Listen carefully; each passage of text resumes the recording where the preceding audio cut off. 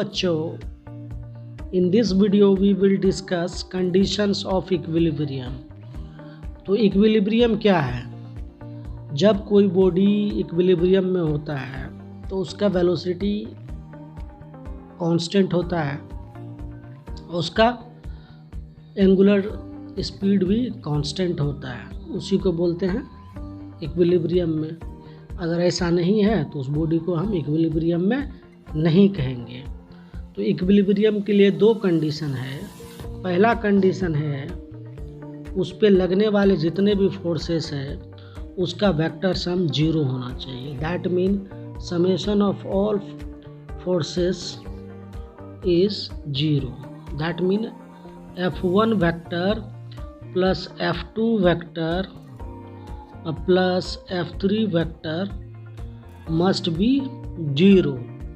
और दूसरा कंडीशन है इसका, और जितने भी फोर्सेस लग रहा है उसका मोमेंट या टॉर्क वो भी जीरो होना चाहिए। मोमेंट या टॉर्क, तो मोमेंट और टॉर्क को पहले हम डिफाइन करेंगे, उसके बाद हम कंडीशन ऑफ इक्विलिब्रियम पे कुछ क्वेश्चन को करके कंसेप्ट को गेन करेंगे। तो चलिए शुरू करते हैं। मोमेंट का डेफिनेशन लिखेंगे फिर उसको समझेंगे। तो मोमेंट या मोमेंट ऑफ फोर्स एक ही वर्ड है, इसको टॉर्क भी बोलते हैं। तो मोमेंट ऑफ फोर्स इसको कैसे डिफाइन करते हैं? तो इसको बोलते हैं the turning action of a force. The turning action of a force about any point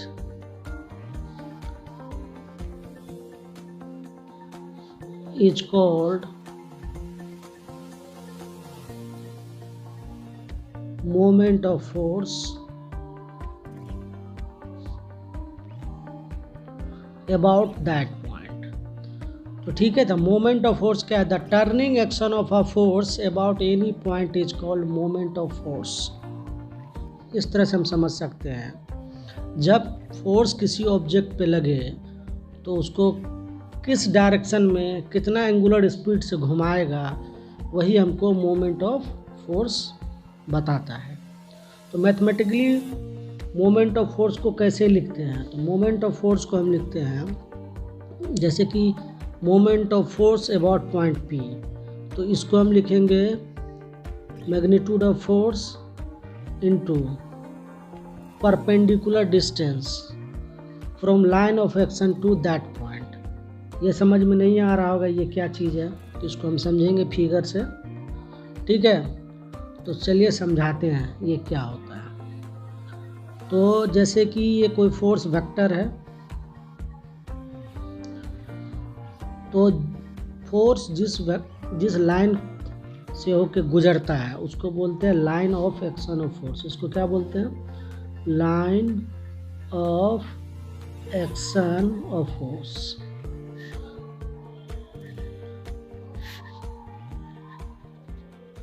line of action of force बोलते हैं। सपोज एक पॉइंट P है जहाँ पर हम मोमेंट निकालना चाहते हैं, मोमेंट ऑफ फोर्स निकालना चाहते हैं। इस फोर्स का moment of force about point P निकालना चाहते हैं। और लाइन ऑफ एक्शन पे कोई पॉइंट है A है, तो पॉइंट A और P को मिलाने वाला एक पोजीशन वेक्टर होगा। ठीक है, इसका मैग्नीट्यूड मान लेते हैं R है। तो परपेंडिकुलर डिस्टेंस कौन सा होगा? तो परपेंडिकुलर डिस्टेंस जो लाइन ऑफ एक्शन से 90 डिग्री बना रहा होगा वो होगा। सपोज पोजीशन वेक्टर A और P को मिलाने वाला लाइन जो है वो पोजीशन वेक्टर और परपेंडिकुलर डिस्टेंस के बीच में एंगल थीटा है। तो अगर ये R है तो ट्रिग्नोमेट्री से ये परपेंडिकुलर डिस्टेंस कितना हो जाएगा? तो ये हो जाएगा R साइन थीटा हो जाएगा। तो अब जो है मोमेंट को हम ऐसे लिख सकते हैं F into R sine theta. ठीक है, मोमेंट या टॉर्क एक ही चीज़ होता है, दोनों एक ही चीज़ होता है। तो अगर हम बात करें तो हम क्रॉस प्रोडक्ट पढ़े हैं, तो ये किसका किसका क्रॉस प्रोडक्ट लग रहा है, ये पोजीशन वेक्टर आर और एफ का क्रॉस प्रोडक्ट लग रहा है। तो वेक्टरली अगर हम लिखेंगे तो इसको क्या लिखेंगे, टॉर्क या मोमेंट, किस कहाँ पर, तो अबाउट पॉइंट पी, तो इसको हम लिखेंगे आर क्रॉस एफ लिखेंगे। और इसके पास डायरेक्शन भी होगा, तो डायरेक्शन दो सेंस में होता है, एक क्लॉकवाइज डायरेक्शन, एक होता है एंटी क्लॉकवाइज डायरेक्शन। इसको क्लॉकवाइज कहेंगे, इसको क्लॉकवाइज कहेंगे, ठीक है, और इसको एंटी क्लॉकवाइज कहेंगे, ठीक है। तो हम क्लॉकवाइज को नेगेटिव में लेते हैं और एंटी क्लॉकवाइज को पॉजिटिव में लेते हैं। जो डायरेक्शन बताता है मोमेंट का या टॉर्क का, उसको उसका सेंस भी बोलते हैं, ठीक है। तो टॉर्क क्या चीज़ है, एक वेक्टर क्वांटिटी है और इसका यूनिट क्या होगा, न्यूटन मीटर। और वर्क क्या चीज़ है, transfer of energy to displace any object. और टॉर्क क्या होगा, the turning action of force. लेकिन दोनों का MKS यूनिट सेम है, तो इसका SI यूनिट क्या हो जाएगा, न्यूटन मीटर हो जाएगा। क्लॉकवाइज है तो नेगेटिव लेंगे, एंटी क्लॉकवाइज है तो पॉजिटिव लेंगे, ठीक है। आप इसका उल्टा भी ले सकते हो, लेकिन हम इस पूरे लेक्चर में या इस पूरे चैप्टर में जहाँ जहाँ बात करेंगे तो वहाँ हम क्लॉकवाइज को नेगेटिव लेंगे, एंटी क्लॉकवाइज को पॉजिटिव लेंगे। तो हमारे पास टॉर्क का मैथमेटिकल एक्सप्रेशन आ चुका है, आर क्रॉस एफ। और परपेंडिकुलर डिस्टेंस को आप समझ सकते हैं, परपेंडिकुलर डिस्टेंस ये वाला हुआ जो 90 डिग्री बनाता है, किसके साथ, तो लाइन ऑफ एक्शन के साथ, ठीक है।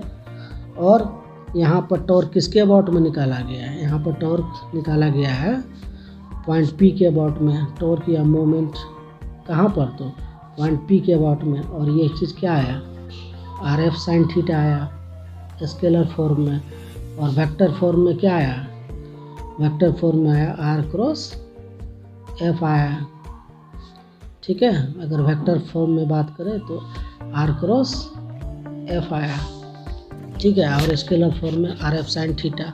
अगर थीटा 90 डिग्री है तो टॉर्क कितना हो जाएगा, RF हो जाएगा, साइन थीटा 1 हो जाएगा। अगर थीटा 0 डिग्री है तो RF कितना हो जाएगा, 0 हो जाएगा, कोसाइन 0 0 होता है। चलिए कुछ एग्जाम्पल लेकर समझते हैं मैथमेटिकली टॉर्क कैसे निकालेंगे। तो मान लेते हैं ये 10 न्यूटन का फोर्स लग रहा है, ठीक है, और यहाँ पर पॉइंट A है, ठीक है। तो इसके अबाउट में टॉर्क कितना होगा, तो पॉइंट A से यहाँ पर पॉइंट मान लेते हैं P है, हम A के अबाउट में टॉर्क निकालना चाहते हैं या मोमेंट निकालना चाहते हैं, मोमेंट ऑफ फोर्स निकालना चाहते हैं, और स्केलर फॉर्म में। तो ये कितना होगा, तो इसके बीच में अगर ये दूरी 2 मीटर है तो टॉर्क कितना होगा, और ये 30 डिग्री का एंगल बना रहा है, तो हमको चाहिए ये टॉर्क कितना होगा। तो इसको हम निकाल सकते हैं। चलिए साफ करके आगे बनाते हैं। क्वेश्चन समझ में आया, 10 न्यूटन का फोर्स है और ये 2 मीटर है।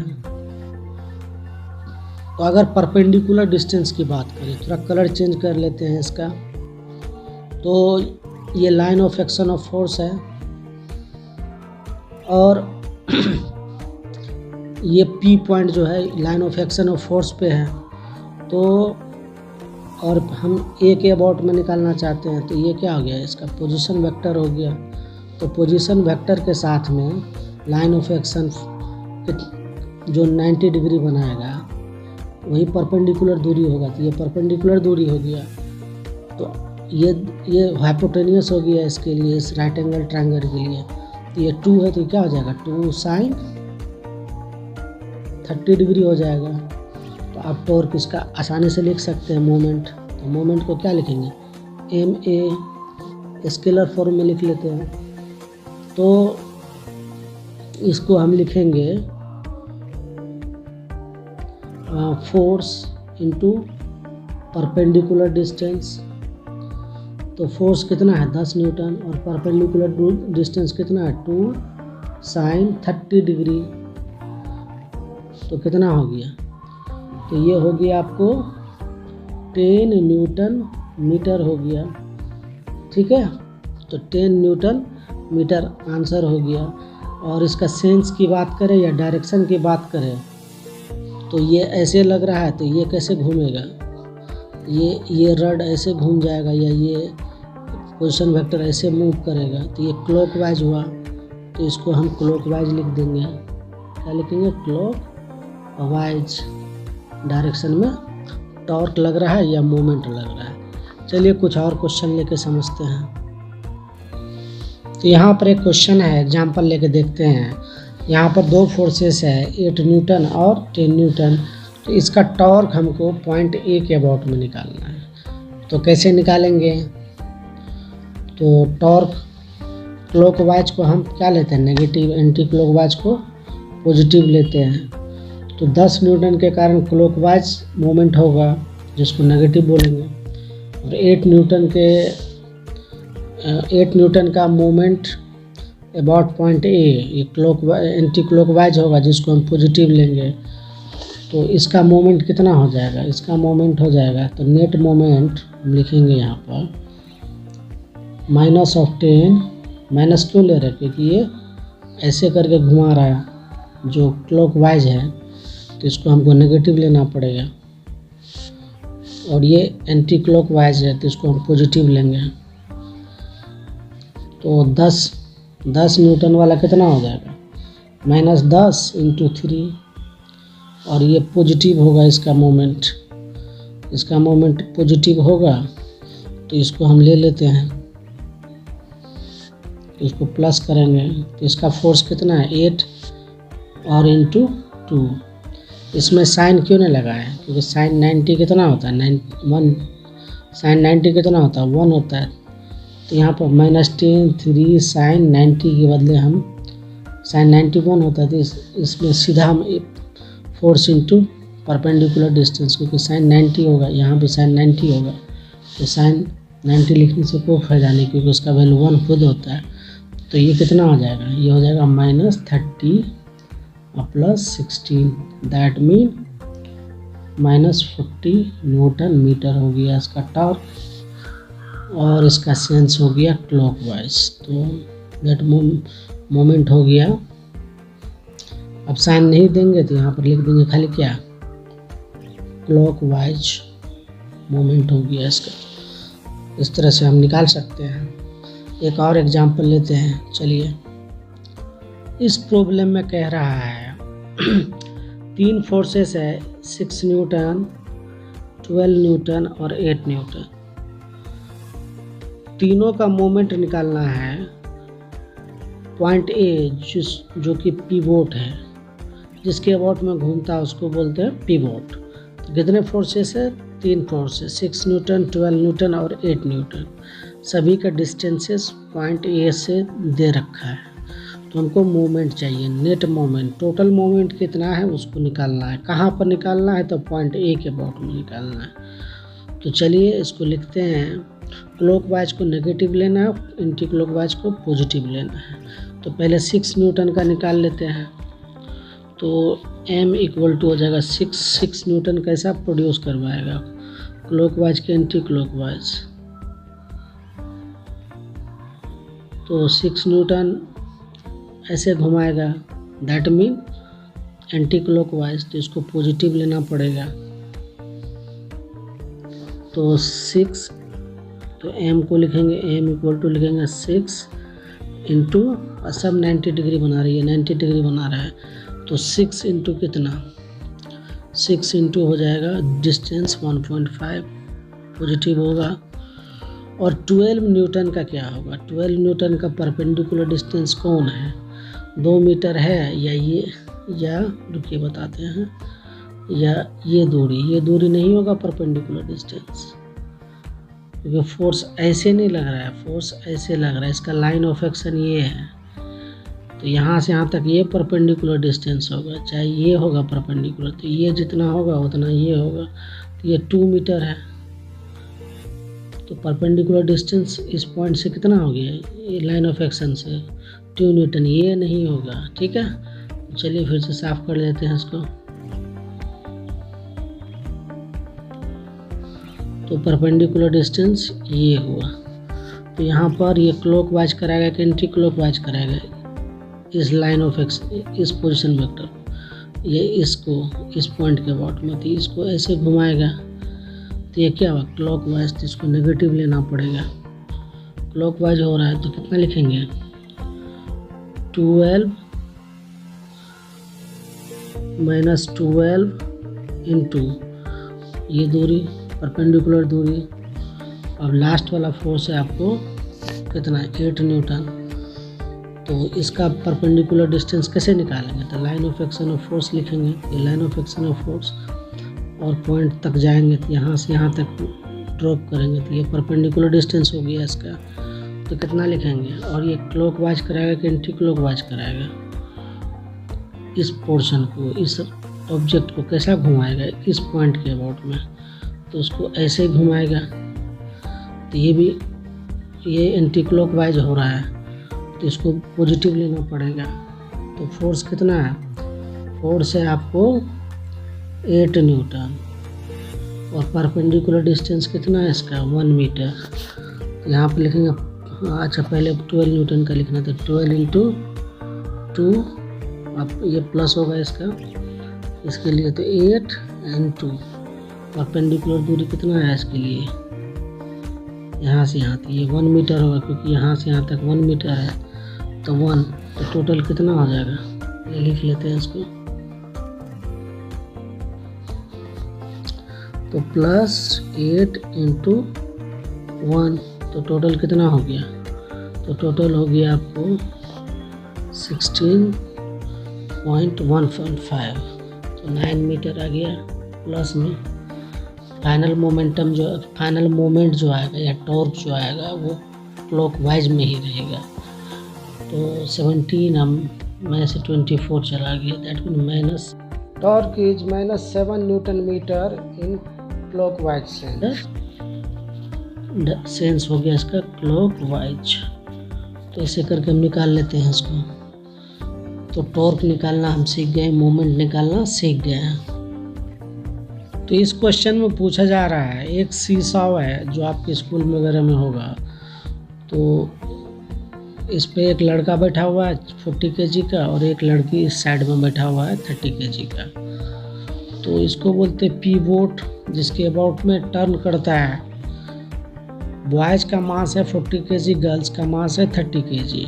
बॉयज़ जो है पीवोट से 2.5 मीटर डिस्टेंस पे है, तो गर्ल कितना डिस्टेंस पे होना चाहिए जो ये सीसॉ स्टेबल रहे, इक्विलिब्रियम में रहे। यहाँ कंडीशन ऑफ इक्विलिब्रियम को लगाना पड़ेगा और टोटल फोर्स तो 0 होगा ही वर्टिकल डायरेक्शन में, क्योंकि पीवोट इसको उठा कर रखे हुआ है।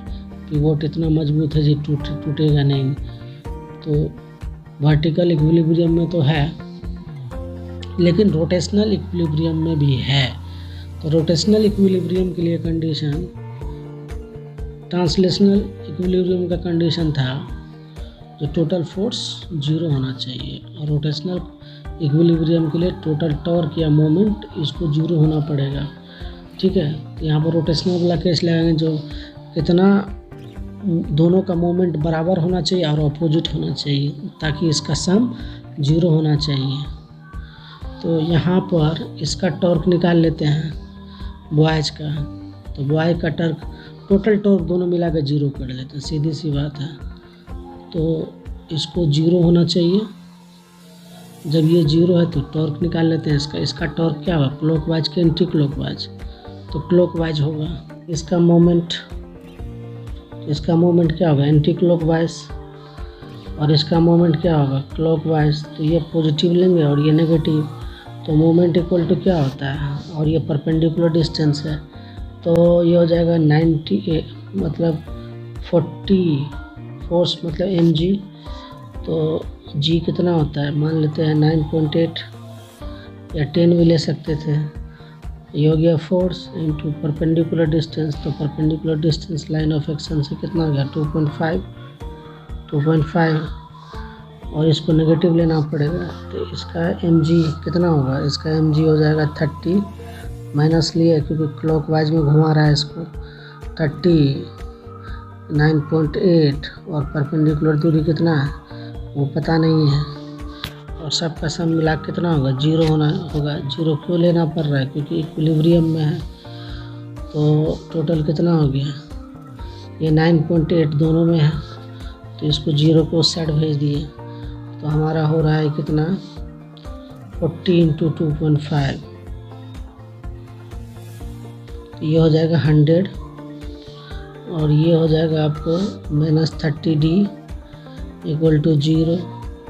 तो हमारा D कितना आ जाएगा, D हो जाएगा आपको 100/30, दैट मीन 10/3, तो 3.33 मीटर डिस्टेंस पे लड़की को रहना चाहिए। दैट मीन लड़की को, गर्ल्स को ज़्यादा डिस्टेंस पे रहना चाहिए। कहाँ से, तो पीवोट से। क्यों रहना चाहिए, क्योंकि उसका मास कम है, दैट मीन उसका वेट कम है, और ज़्यादा वेट वाले को बैलेंस करने के लिए उसको टॉर्क ज़्यादा बढ़ाना पड़ेगा। तो टॉर्क बढ़ाने के लिए क्या करना पड़ता है, परपेंडिकुलर डिस्टेंस को बढ़ाना पड़ता है। इसीलिए क्या करते हैं, दरवाजे में हिंज जो लगाते हैं खींचने के लिए, वो ज़्यादा दूर पे रखते हैं। अगर ये कोई पूछे, ये अगर मान लेते इस एक्सिस के अबाउट में ये रोटेट करता है, तो यहाँ पर फोर्स लगा के इसको आसानी से घुमा सकते हैं, या यहाँ पे फोर्स लगा के घुमा सकते हैं। तो जवाब होगा यहाँ पर कम फोर्स लगा के भी आसानी से घुमा सकते हैं, और यहाँ पर मुश्किल से घुमा सकते हैं, क्योंकि ये परपेंडिकुलर डिस्टेंस कम है और इसका परपेंडिकुलर डिस्टेंस ज़्यादा है। तो इसीलिए अब हिंज कहाँ रहता है, इसके अबाउट में अगर आपका डोर खोलेगा तो हिंज साइड में रहता है, ये दूरी बढ़ा हुआ रहता है, ठीक है। इस रोटेशनल एक्सिस ये दूरी ज़्यादा बढ़ा रहता है, इसीलिए आराम से खुल जाता है, क्योंकि मूवमेंट या टॉर्क ज़्यादा मिल जाता है। यहाँ पर हिंज नहीं रहता है, हिंज रहता है साइड में, क्योंकि परपेंडिकुलर दूरी को बढ़ाना पड़ता है। चलिए, और टॉर्क और मोमेंट के कंसेप्ट के साथ नेक्स्ट वीडियो में फिर से मिलते हैं। चलिए, थैंक यू फॉर वॉचिंग।